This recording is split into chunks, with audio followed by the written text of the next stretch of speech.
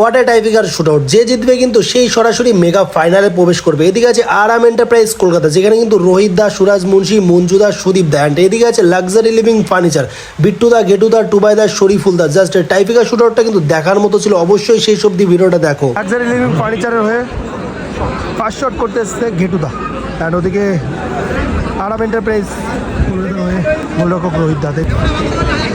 গেটু গেটু what a shot, গেটু দা হোয়াট এ শট, পাওয়ারফুল শটটা রেখেছিল গেটু দা। চলো এখান থেকে আরাম এন্টারপ্রাইজের ফার্স্ট শট করতে এসে বিকাশ সাইনি, অ্যান্ড ওদিকে লাক্সারি লিভিং ফার্নিচারের গোলরক্ষক বিট্টু দা।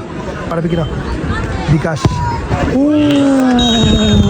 বিকাশ দা ভালো গোল তুললো, অ্যান্ড বিট্টু দা ভালো ট্রাইটা করেছিল, এখান থেকে ভালো ট্রাই করেছিল। এখান থেকে লাক্সারি লিভিং ফার্নিচারের হয়ে সেকেন্ড শট করতেছে শরীফুল দা, আর ওদিকে সেই রোহিত দা। শরীফুল দা গোলটা করতে পারবে কিনা, শরীফুল দা ভালো শট। এখান থেকে আরাম এন্টারপ্রাইজ কলকাতা তার সেকেন্ড শট করতে এসছে এখান থেকে মঞ্জুর দা। হ্যাঁ মঞ্জুর দা কি করলো এটা, থেকে ভোলা লাস্ট শট, ভোলা ভার্সেস ওইদিকে বিবেক। ভোলা ভালো শট, আর এখান থেকে সরাসরি জয়লাভ করলো লাক্সারি লিভিং ফার্নিচার, হার মানলো।